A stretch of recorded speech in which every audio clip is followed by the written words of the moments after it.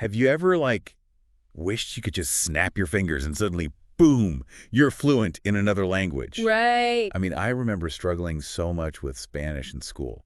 Oh, I got yeah. stuck just memorizing verbs and stuff. Huh. I couldn't even order a coffee. Yeah, So, certainly. so is it actually possible to become fluent in just 30 days? Yeah. That's what we're diving into today. Oh, cool. We're going to be looking at tips and inspiration from a language teacher who calls himself Teacher Sam. Okay. And we'll see if this whole 30-day fluency thing is realistic and what it could mean for you and your own language learning, journey. Yeah, that 30-day challenge, it's definitely intriguing. Right. It really speaks to like our human desire for those quick results, Totally. that instant gratification. Yes. But language learning, as we know, it's complex. Oh, for sure. Trying to cram it all into such a short time frame, like 30 days, Right.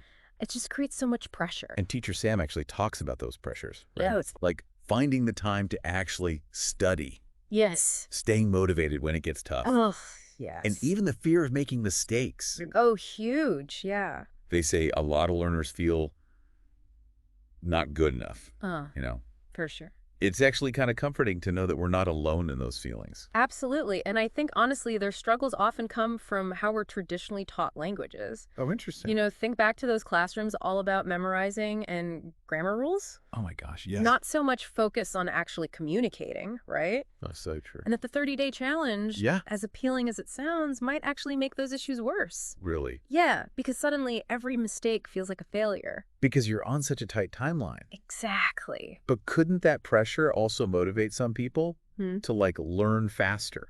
That's a good point. What do you think?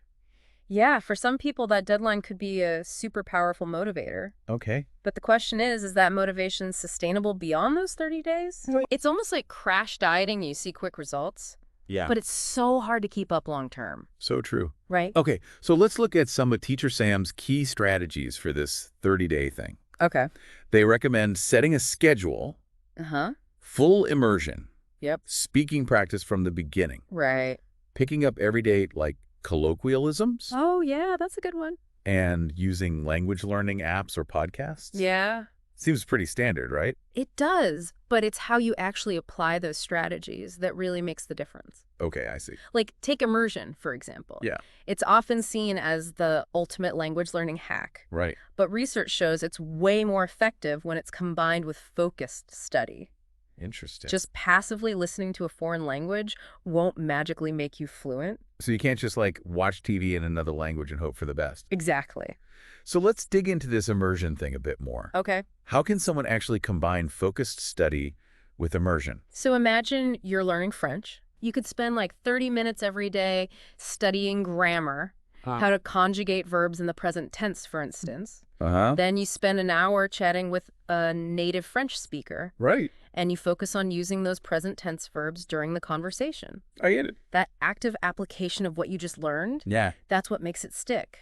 So it's about actively using what you're learning, Yeah. not just passively absorbing it. Exactly. That makes a lot of sense. Cool.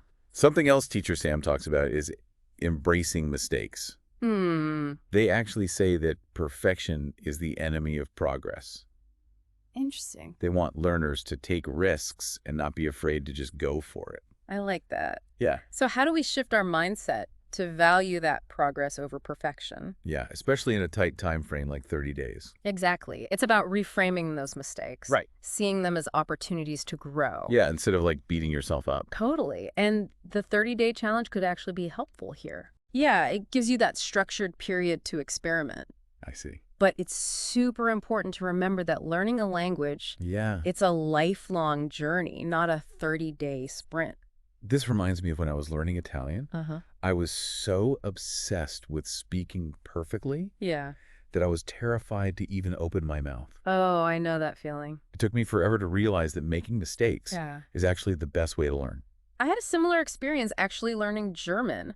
Really? I was so focused on grammar Yeah.